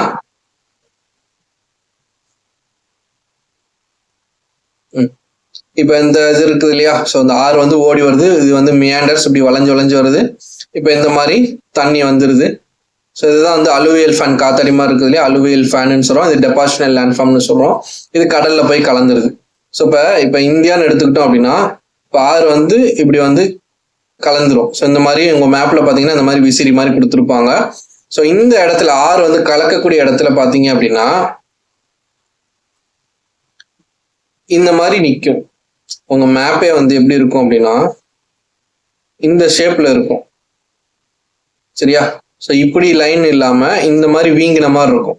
ஸோ இது என்னது வீங்கின மாதிரி இருக்குது அப்படின்னு கேட்டீங்கன்னா இந்த வீங்கின இடத்துல பாத்தீங்கன்னா இந்த மாதிரி இருக்கும். சரியா? இதுக்கு பேர் தான் என்னன்னு கேட்டீங்கன்னா டெல்டா அப்படின்னு சொல்லுவோம். ஸோ டெல்டா அப்படின்னா என்னன்னா லேண்ட்ஃபார்ம் வந்து கொஞ்சம் எக்ஸ்டெண்ட் ஆகி கடலுக்குள்ள போய் எக்ஸ்டெண்ட் ஆகி நிற்கும். அதுதான் வந்து லேண்ட்ஃபார்ம் சொல்றோம். அதுதான் வந்து டெல்டா அப்படின்னு சொல்றோம். இது எப்படி ஃபார்ம் ஆகுது அப்படின்னா இப்போ ஆறு வந்து உருவாகுது. ஆறு வந்து என்ன ஆகுது, அரிச்சிட்டு வந்து மணல்லாம் அரிச்சிட்டு வந்து என்ன ஆகுது, இந்த மாதிரி கொண்டு வந்து சேர்த்துருது. ஸோ இந்த மணலை கொண்டு வந்து சேர்த்து என்ன ஆகுது, இங்க வந்து அலுவியல் ஃபேன்ஸ் அப்படின்றது உருவாச்சு. அது இன்னும் என்ன ஆகுது, அந்த கடலுக்குள்ள எக்ஸ்டெண்ட் ஆகுது. அந்த மண் அரிப்பு வந்து அரிச்சிட்டு வந்து கடலுக்குள்ள கொண்டு வந்து இப்படி சேமிச்சு எனக்கு லேண்ட்ஃபார்ம் மாதிரி கிரியேட் ஆகுது இல்லையா. ஸோ இதை தான் நம்ம வந்து என்னன்னு சொல்றோம்னா டெல்டா அப்படின்னு சொல்லிட்டு சொல்றோம். ஸோ அந்த நிலம் வந்து கடலுக்குள்ள எக்ஸ்டெண்ட் ஆகி போகுது அப்படின்னா அதுக்கு பேரு டெல்டா. ஸோ இந்த டெல்டாவுமே என்னன்னு கேட்டீங்கன்னா ரிவர்னால ஃபார்ம் ஆகக்கூடிய ஒரு லேண்ட்ஃபார்ம் தான். இது வந்து டெபாசிஷனல் லேண்ட்ஃபார்ம்னு சொல்றோம். ஸோ ஆறு வந்து டெபாசிட், அந்த படிவங்கள்னால ஃபார்ம் ஆகக்கூடிய ஒரு லேண்ட்ஃபார்ம். நெக்ஸ்ட் வந்து ஃபிளட் பிளைன்ஸ் அப்படின்னு ஒன்று இருந்துச்சா. ஃபிளட் பிளைன் அப்படின்றது என்னன்னா, இப்போ ரிவர் வந்து அரிச்சிட்டு வரும்போது அதுல நிறைய மணல்கள், கல் இதெல்லாம் இருக்கும். அதை அரிச்சிட்டு வந்து இந்த லேண்ட்லயே சம் இடங்கள்ல இந்த மாதிரி லேண்ட்ஃபார்ம் வந்து கிரியேட் ஆச்சு அப்படின்னா, ஒரு சமவெளியை கிரியேட் பண்ணுச்சு அப்படின்னா அதை வந்து ஃபிளட் பிளைன் அப்படின்னு சொல்றோம். ஸோ அதை வந்து பிளைன்ஸ் அப்படின்னு சொல்றோம். சரியா. ஸோ அப்புறம் வந்து டிஸ்ட்ரிபியூட்டரினா என்ன அப்படிலாம் சொல்லுவாங்க. லீவிஸ் அப்படின்னா ஒரு இடத்துல இருந்து அரிச்சிட்டு வந்து இன்னொரு இடத்துல கொண்டு வந்து சேமிக்கும் போது ஒரு மேடு மாதிரி ஃபார்ம் ஆகுதா. ஸோ அந்த மேட்டு பகுதியை வந்து நம்ம லீவிஸ் அப்படின்னு சொல்றோம். இதுவும் வந்து டெபாசிஷனல் லேண்ட்ஃபார்ம் தான். ஃபிளட் பிளைனும் டெபாசிஷனல் லேண்ட்ஃபார்ம் தான். சரியா. ஸோ நெக்ஸ்ட் டிஸ்ட்ரிபியூட்டர்ஸ்னா என்னன்னு பார்த்தோம், டெல்டானா என்னன்னு பார்த்தாச்சு. ஸோ இதான் வந்து டயக்ராம், பார்த்துக்கோங்க. ஸோ இவ்வளவு நேரம் நம்ம பார்த்தது எல்லாமே ரிவருடைய கதைகள். சரியா. ரிவர் மூலியமா எதெல்லாம் வந்து எரோஷனல் லேண்ட்ஃபார்ம், எதெல்லாம் டெபாசிஷனல் லேண்ட்ஃபார்ம் பிரிச்சு எழுதி வச்சுக்கோங்க. நான் சொன்ன கதையை ஞாபகம் வச்சுக்கோங்க. நெக்ஸ்ட் வந்து கிளேஷியர், பனிப்பாறை இருக்குது இல்லையா. ஸோ அதன் மூலியமா ஃபார்ம் ஆகக்கூடியது. அதன் மூலியமா எப்படி வந்து அந்த லேண்ட்ஃபார்ம்ஸ் வந்து கிரியேட் ஆகுதுன்னு பார்க்க போறோம். ஸோ இந்த கிளேஷியர் அப்படின்றது, இப்போ பனிப்பாறை இருக்குது அப்படின்னா அந்த இதுல இருக்கக்கூடிய பனி வந்து அப்படி சறுக்கிட்டு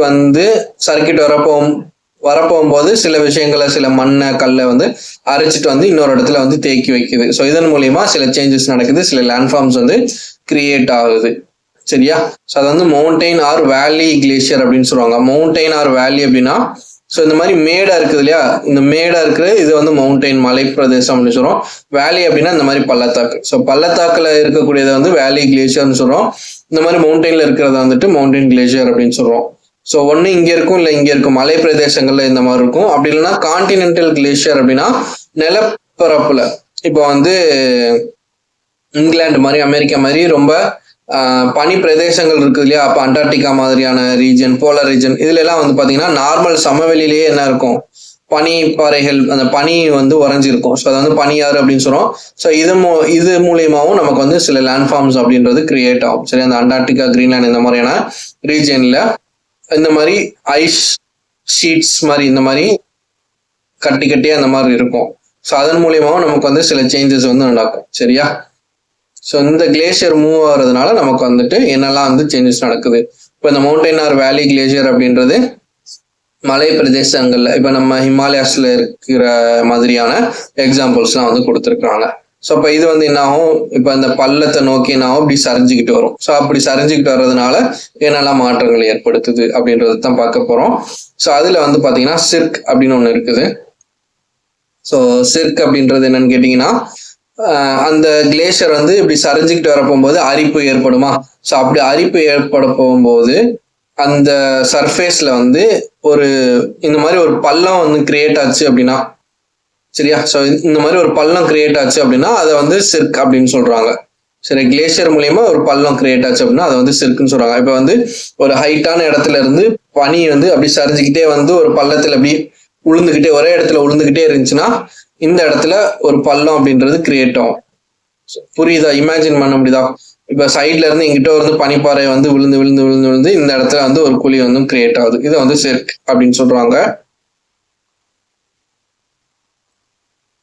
ஸோ அதே இது வந்துட்டு அந்த குழி வந்துட்டு ரொம்ப பெருசா போய் ரொம்ப பள்ளமா வந்து கிரியேட் ஆகி அந்த இடத்துல தண்ணி தேங்குற மாதிரி இருந்துச்சுன்னா அதை வந்து இந்த மாதிரி டான் லேக் அப்படின்னு சொல்றாங்க.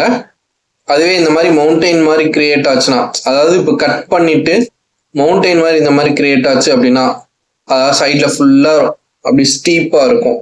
சரியா. ஸோ அந்த மாதிரி இருக்க போகும்போது இதை வந்து அரேட் அப்படின்னு சொல்றாங்க. ஸோ அரட்டுகள் அப்படின்னு சொல்லிட்டு தமிழ்ல சொல்றாங்க. when two adjacent cirques, so ரெண்டு பள்ளம் பக்கத்துல ரெண்டு பள்ளம் இருக்குது. when two adjacent cirques erode towards each other, so இந்த மாதிரி எரோட் ஆகிக்கிட்டே இருந்துச்சு அப்படின்னா என்ன ஆகும்னா, இந்த மாதிரி ஒரு பக்கத்துல என்ன ஆகும், ஒரு மவுண்டைன் மாதிரி கிரியேட் ஆகும். ஸோ இந்த இடத்துல ஃபுல்லாமே என்ன இருக்குது அப்படின்னா, இங்கிட்ட ஃபுல்லா பள்ளமாயிருது, இங்கிட்ட ஃபுல்லா பள்ளமாகி எதுவுமே இல்லாம வெறும் இந்த இடத்துல மட்டும் ஒரு ஹையா ரைஸான ஒரு லேண்ட் மாதிரி இருக்கும். ஸோ அதை வந்து நம்ம என்ன சொல்றோம், இந்த மாதிரி அரட்டுகள் அப்படின்னு சொல்றோம். சரியா? ஸோ என்னென்ன கிளேஷியர்னால என்னென்ன லேண்ட் ஃபார்ம்ஸ் வந்து கிரியேட் ஆகுது அப்படின்னு சொல்லிட்டு நம்ம தனித்தனியா எடுத்து எழுதுறோம். அவ்வளவுதான். சரியா? ஸோ நெக்ஸ்ட் யூ ஷேப்டு வேலி அப்படின்றது இப்போ எப்படி ஆறு ஓட போகும்போது வி ஷேப்டு வேலி கிரியேட் ஆச்சோ அதே மாதிரி கிளேஷியர் இப்படி ஓடும்போது இந்த மாதிரி யூ ஷேப்டு வேலி கிரியேட் ஆகுது. அதை வந்து நம்ம மொரைன்ஸ் அப்படின்னு சொல்றோம், கிளேஷியல் மொரைன்ஸ் அப்படின்னு சொல்லிட்டு. சரியா? நெக்ஸ்ட் வந்து விண்டுனால ஃபார்ம் ஆகக்கூடியது. ஸோ விண்டுனால ஃபார்ம் ஆகக்கூடியது அப்படின்ற போது அதிகமா மோஸ்டா வந்துட்டு நம்ம டெசர்ட் ரீஜன்ல தான் நம்ம வந்து இதை வந்து பார்க்கலாம். சரி, அங்கதான் வந்து ஒரு பொட்டல் காட்டுல விண்டு வந்து ஃபாஸ்டா ஃப்ளோ ஆகும்போது இந்த மாதிரியான சேஞ்சஸ்லாம் நடக்கும். ஸோ எக்ஸாம்பிளுக்கு இப்போ இந்த மாதிரி ஒரு பெரிய ஒரு மலை, ஒரு மவுண்டைன் இந்த மாதிரி இருக்குது அப்படின்னா ஃபாஸ்டா காத்தடிச்சு என்ன ஆகுது, ரொம்ப ஃபாஸ்டா காத்தடிச்சுக்கிட்டே இருந்து இந்த ரீஜன் ஃபுல்லா அரிச்சிட்டு போயிருது. அப்ப மேல உள்ள டாப் ரீஜன் மட்டும் இருக்குது. ஸோ அப்ப அது கடைசியில எப்படி இருக்குதுன்னா ஒரு மஷ்ரூம் மாதிரி, ஒரு காளான் மாதிரி இருக்குதா.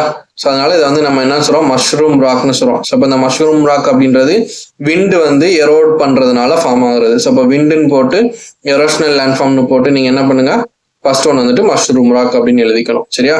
ஸோ காளான் வடிவத்தில் இருக்கனால இதுக்கு பேர் காளான் பாறைகள் அப்படின்னு சொல்றாங்க. ஸோ இது வந்து மஷ்ரூம் ராக் சொல்லியாச்சா. நெக்ஸ்ட் வந்துட்டு நெக்ஸ்ட் வந்து பாத்தீங்க அப்படின்னா இந்த மாதிரி தான் ஒரு பெரிய ஒரு மவுண்டைன் மாதிரி இந்த மாதிரி இருக்குது. ஸோ மண் அரிச்சு அந்த காத்து வந்து அப்படியே அரிச்சிட்டு போக கடைசியில நமக்கு வந்து பில்லர்ஸ் இந்த மாதிரி தனித்தனியா அப்படி மாதிரி பில்லர்ஸ் மாதிரி இந்த மாதிரி இருக்குது இல்லையா. ஸோ இந்த மாதிரி வடிவத்தில் இருக்கிறத நம்ம என்னன்னு சொல்றோம் அப்படின்னா இன்செல்பர்க் அப்படின்னு சொல்றோம்.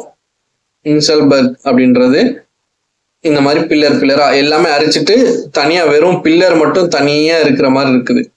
அதாவது இந்த மாதிரி மவுண்டைனா இருக்கிறது எல்லாமே அரிச்சிட்டு, டாப் லேயர் எல்லாமே அரிச்சிட்டு இது மட்டும் ஒரு இந்த மாதிரி பில்லர்ஸ் வந்து சேர்ந்து இருக்கிற மாதிரி இருக்கிறத நம்ம என்னன்னு சொல்றோம், அந்த இன்செல்பர்க் அப்படின்னு சொல்றோம். ஸோ நெக்ஸ்ட் வந்து இது வந்து எரோஷனல் லேண்ட்ஃபார்ம் தான். நெக்ஸ்ட் வந்து பாத்தீங்கன்னா சாண்ட் டியூன்ஸ் அப்படின்னு சொல்லுவோம். சாண்ட் டியூன்ஸ் வந்து டெபாசிஷனல் லேண்ட்ஃபார்ம்ஸ்னு சொல்லுவோம். ஸோ ஒரு இடத்துல இருந்து காற்று ஃபாஸ்ட் அடிக்க போகும்போது ஒரு இடத்துல இருந்து மண் டிரான்ஸ்ஃபர் ஆகி இன்னொரு இடத்துக்கு போகுது. இப்ப இந்த மாதிரியான லொகேஷன்லாம் நீங்க வந்து பாத்தீங்கன்னா அயன் படத்துல பார்த்துருப்பீங்க, கரெக்டா? ஸோ இப்போ அயன் படத்துல அந்த பாட்டுல நீங்க பார்க்க போகும்போது இது வரைக்கும் பார்த்தது வந்துட்டு லொகேஷன் நல்லா இருக்குது, பாட்டு நல்லா இருக்குது, நல்லா ஆடுறாங்க, அந்த மாதிரி பார்த்துருந்துருப்பீங்க. இதுக்கப்புறம் நீங்க அந்த பாட்டை பாக்குறீங்க அப்படின்னா உங்களுக்கு என்ன தோணணும், இது வந்து டெசர்ட்ல இருக்கக்கூடிய ஒரு லேண்ட்ஃபார்ம், இது வந்து ஒரு டெபாசிஷனல் லேண்ட்ஃபார்ம், இதுக்கு பேர் வந்து சாண்ட் டியூன்ஸ் அப்படின்னு சொல்லுவாங்க. ஸோ அதை வந்து மணல் திட்டுகள் அப்படின்னு சொல்லுவாங்க. ஸோ ஒரு இடத்துல இருந்து மணல் அரிச்சிட்டு வந்து இன்னொரு இடத்துக்கு அப்படி போகும்போது ஒரு மாதிரி திட்டு அந்த மாதிரி இருக்குது இல்லையா. ஸோ அது வந்து மணல் திட்டுகள்னு சொல்லுவாங்க. இது வந்து ஒரு பொற ஷேப்ல இந்த மாதிரி கிரசன் ஷேப்ல இருக்கிறது வந்து பார்கன்ஸ் அப்படின்னு சொல்லுவோம். ஸோ இன்னும் ஹையர் கிளாஸ்ல வந்து இந்த பார்கன்ஸே டிஃப்ரெண்ட் டைப்ஸ்ல ஒரு ஃபுல் இந்த மாதிரி இருக்கிறதுக்கு பேர் ஒன்று இருக்கும். அது மாதிரி ஆப்போசிட் சைட்ல திரும்பி இருந்துச்சுன்னா அதுக்கு பேர் ஒன்று இருக்கும். சரியா? ஸோ அதே மாதிரி ஒரே ஒரு சைடு மட்டும் இந்த மாதிரி இருந்துச்சுன்னா, சரியா, ஃபுல்லா இல்லாம பாதி மட்டும், இதுல பாதி மட்டும் இருந்துச்சுன்னா அதுக்கு ஒரு பேர் இருக்கும். ஸோ இந்த மாதிரி பார்கன்ஸ்லயே டிஃப்ரெண்ட் நம்ம இது படிப்போம். ஸோ இப்போதைக்கு சாண்ட் டியூன்ஸ்ல கிரசன் ஷேப்ல இருக்கிறது வந்து பார்கன்ஸ் அப்படின்னு சொல்லிட்டு படிச்சுக்கோங்க. இது என்னது, டெபாசிஷனல் லேண்ட்ஃபார்ம்ஸ், விண்டு மூலியமா ஃபார்ம் ஆகக்கூடியது. ஸோ அப்போ நம்ம படங்கள்ல பார்க்கக்கூடிய ஒவ்வொரு லொக்கேஷனுமே வந்து ஜாகிரபிக்கலா இது எப்படி உருவாச்சு அப்படின்னு சொல்லிட்டு நம்ம படிக்கணும். ஸோ இந்த மாதிரியான இதெல்லாம் நம்ம வந்து பார்த்துருப்போம். இப்போ 1001 இந்த மாதிரியான படங்கள்லாம் இந்த மாதிரியான லொக்கேஷன்லாம் வந்திருக்கும். அப்போ இதெல்லாம் வந்து எப்படி உருவாச்சு, இதுக்கு பேர் என்ன அப்படின்னா சொல்லி நம்ம வந்து தெரிஞ்சுக்கணும். சரியா? ஸோ நெக்ஸ்ட் இந்த இந்த இதெல்லாம் நம்ம வந்து பார்த்துருப்போம், கரெக்டா? ஸோ இதுக்கு பேர் லோயஸ் அப்படின்னு சொல்றாங்க. ஸோ இதுவுமே வந்து என்னன்னா கிட்டத்தட்ட அந்த பார்கன்ஸ் மாதிரி தான். ஸோ இதுவுமே என்னன்னா அந்த விண்டு போய் மணல் வந்து டெபாசிட் பண்ணி இந்த மாதிரி நமக்கு வந்து ஃபார்ம் ஆகுறது. ஸோ இங்க பாருங்க, இந்த அது வந்து என்னன்னா பட்டு மண்ணுன்னு சொல்றாங்க. ரொம்ப ஃபைன் கிரைனா உள்ளது. இந்த grains of sand are very fine. So ரொம்ப பட்டு மண்ணுன்னு சொல்லுவோம் இல்லையா. ஸோ அந்த மாதிரி பட்டு மண் வந்து இந்த மாதிரி ஃபார்ம் ஆகுறத நம்ம லோயஸ் அப்படின்னு சொல்றோம். ஸோ அது வந்து நார்மலா இருக்கக்கூடிய மணல் திட்டுகளை நம்ம பார்கன்ஸ், சாண்ட் டியூன்ஸ் அப்படின்னு சொல்றோம். சரியா? ஸோ இது வந்து இந்த நார்தர்ன் சைனா லோயஸ் டெபாசிட்ஸ், சைனால இந்த மாதிரி பேர் கொண்ட ஒரு லோயஸ் ஒன்று இருக்குது. அது வந்து கோபி அப்படின்னு சொல்லக்கூடிய ஒரு டெசர்ட்ல இருந்து காத்து மூலியமா அரிச்சிட்டு வந்து சேமிச்சு இந்த மாதிரி நமக்கு வந்து ஒரு லேண்ட்ஃபார்ம் வந்து கிரியேட் ஆயிருக்குது. ஸோ அதை வந்து டூயினோல கொடுத்துருக்காங்க, அவ்வளவுதான், வேற ஒன்றும் இல்லை. ஸோ இது வந்து டெசர்ட் அந்த விண்டு மூலியமா ஃபார்ம் ஆனதை இவ்வளவு நேரம் பார்த்தோம். நெக்ஸ்ட் வந்துட்டு சீ வேவ்ஸ், கடல் அலைகள் மூலியமா எப்படிலாம் என்னென்னலாம் ஃபார்ம் ஆகுது அப்படின்றத நம்ம பார்க்க போறோம். ஸோ இந்த கோஸ்டல் ரீஜன் அப்படின்றது என்னன்னா, இப்போ வந்து இது லேண்ட் ரீஜியன், இது வந்து வாட்டர் பாடிஸ் இருக்குது. ஸோ இதை சுற்றி வந்து கடல் இருக்குது. ஸோ இங்கே கடலோரமா இருக்கிற இந்த ஒரு ரீஜனை தான் நம்ம என்னன்னு சொல்றோம், கோஸ்ட் அப்படின்னு சொல்றோம். இதுதான் வந்து கோஸ்டல் ரீஜன் அப்படின்னு சொல்றோம். ஸோ இந்த லைனுக்கு பேர் கோஸ்ட் லைன், சரியா? ஸோ இந்த ரீஜன்ல தான் வந்து அதிகமா என்ன நடக்கும் அப்படின்னா, இப்போ கடல் அலைகள் அடிக்கும் இல்லையா? ஸோ கடல் அலைகள் மூலியமா என்ன ஆகும், இந்த இது வந்து அரிக்கும். ஸோ இந்த இடத்துல மணல் அரிச்சிட்டு இப்படி கடல் வந்து உள்நோக்கி வர்றதா இருக்கட்டும், இல்லைன்னா ஆறுல இருந்து வரக்கூடிய படிவங்கள் வந்து இப்படி தேங்கி அந்த லேண்ட் வந்து கடலுக்குள்ள போறதா இருக்கட்டும். ஸோ இது வந்து எரோஷன் சொல்றோம், கடல் அலை மூலியமா எரோட் பண்ணுது.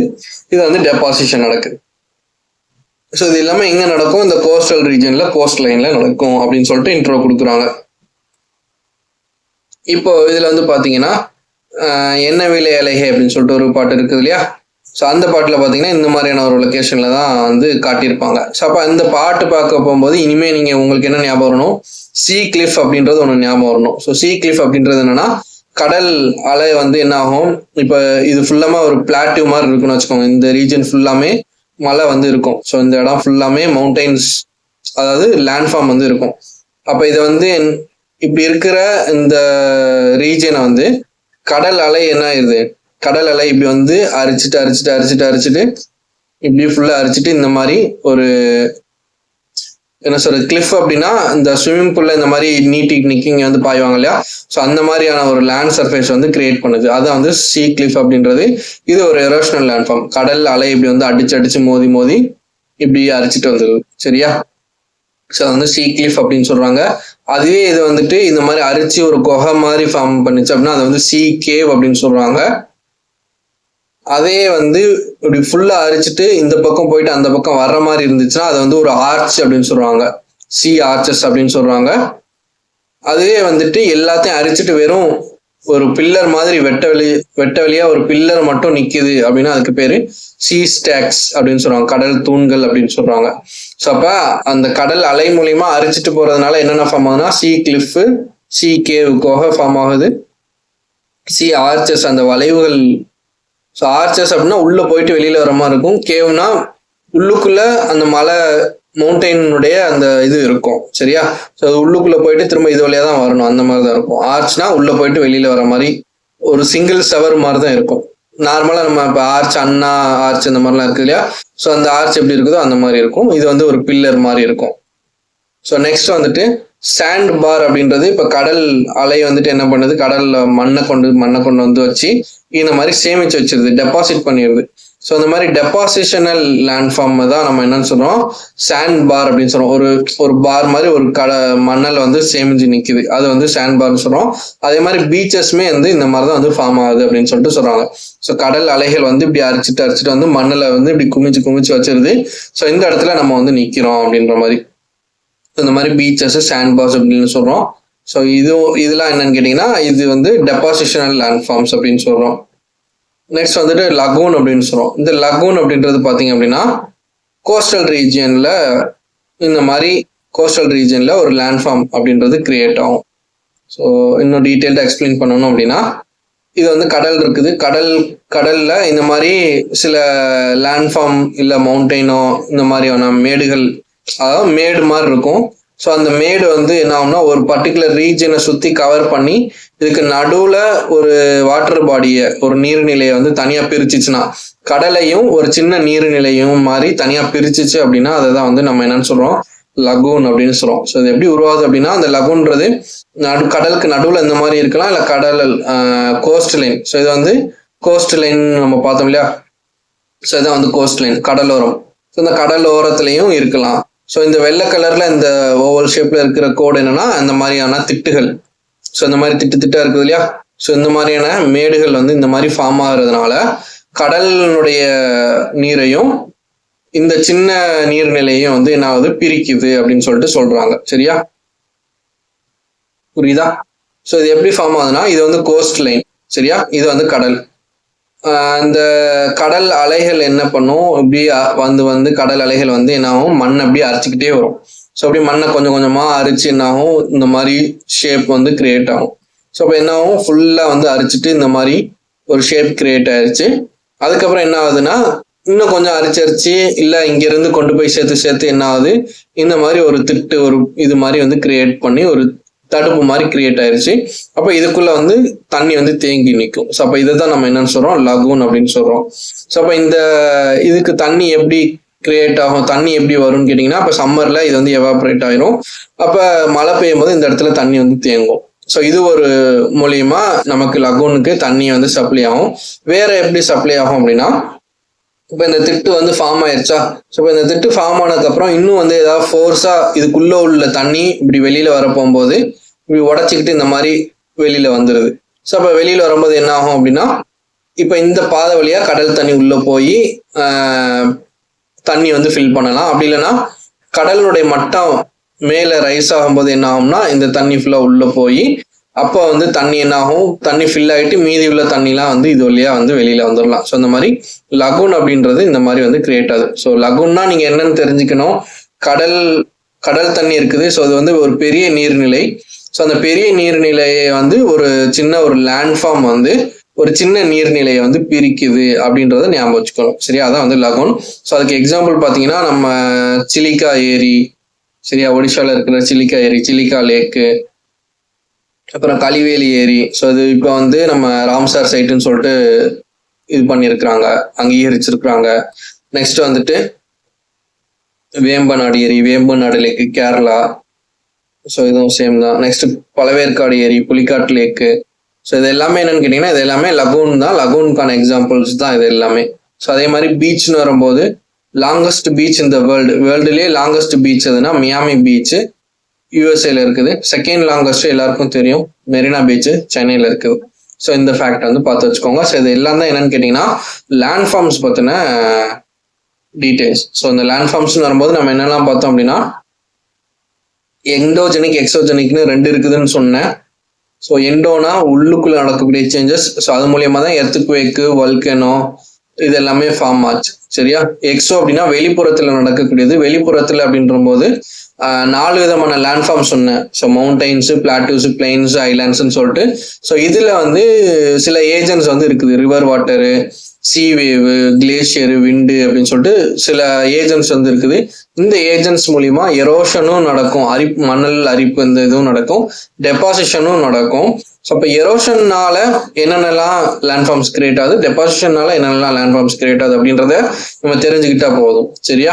ஸோ அப்போ இப்போ நீங்க இதை படிக்க போகும்போது மொரைன் அப்படின்னு ஒரு நான் கொடுத்துட்டேன் அப்படின்னா, இந்த மொரைன்ன்றது எரோஷனல் லேண்ட்ஃபார்மா டெபாசிஷனல் லேண்ட்ஃபார்மா அப்படின்றது உங்களுக்கு டிஃபரன்ஷியேட் பண்ண தெரியணும். ரெண்டாவது, ஏஜென்ட்ஸ், டிஃப்ரெண்ட் ஏஜென்ட்ஸ் இருக்குது. அந்த டிஃப்ரெண்ட் ஏஜென்ட்ல எந்த ஏஜென்ட் மூலியமா அந்த மொரைன்றது ஃபார்ம் ஆகுது, ஸோ இதையும் நீங்க தெரிஞ்சுக்கிற மாதிரி இருக்கும். ஸோ அப்போ எந்த ஏஜென்ட் மூலியமா ஃபார்ம் ஆகுது, அது எந்த ப்ராசஸ் மூலியமா, எரோஷன் மூலியமாவா டெபாசிஷன் மூலியமா ஃபார்ம் ஆகுதா, ஸோ இந்த 2 விஷயம் வந்து நீங்க தெரிஞ்சுக்கணும் ப்ரிலிம்ஸ் பெர்ஸ்பெக்டிவ்ல. இது ரொம்ப முக்கியமான டாபிக். சரியா? ஸோ இன்னும் ஹையர் கிளாஸ் போக போக இன்னும் நிறைய கண்டென்ட்ஸ் வந்து பார்க்குற மாதிரி இருக்கும். பட் ஓவரால் பேசிக்காக நம்ம வந்து கவர் பண்ணிட்டோம். ஸோ ஆல்மோஸ்ட் எல்லாத்தையுமே கவர் பண்ணிட்டோம். இன்னும் எக்ஸ்ட்ரா ஒரு ஏஜென்ட் வந்து வரும். அது மாதிரி சில லேண்ட்ஃபார்ம்ஸ் வந்து கொஞ்சம் 1-2 ஆட் ஆகும், மற்றபடி ரொம்ப டிஃப்ரென்ஸ்லாம் ஆகாது. ஸோ இதை நீங்கள் வந்து இந்த சாப்டர்ல நீங்கள் இப்படி தான் நீங்கள் படிக்கணும். ஸோ இது வந்து ரொம்ப லாங் வீடியோவாக இருக்கிற மாதிரி இருக்கும். பட் நீங்கள் ஒன்ஸ் அந்த நான் சொல்லி கொடுத்த மாதிரி டேபிள் நீங்கள் வரைஞ்சிட்டீங்க அப்படின்னா, ஒரு ஏஜென்ட் நேமு, எரோஷனல் லேண்ட்ஃபார்மா டெபாசிஷனல் லேண்ட்ஃபார்ம்னு எழுதுறீங்க, 1 2 3 போடுறீங்க, இங்கே 1 2 3 போட்டு படிச்சிட்டிங்கன்னா மேட்ரு ஓவர். சரியா? ஸோ இவ்வளோதான், சிம்பிளான சாப்டர் தான். ஸோ இதை வந்து ரிவைஸ் பண்ணிக்கோங்க. சரிங்களா? ஏதாவது டவுட்ஸ்னா கமெண்ட் செக்ஷன்ல கேளுங்க. தேங்க்ஸ் ஃபார் வாட்சிங் ஃபிர்தௌஸ் அகாடமி.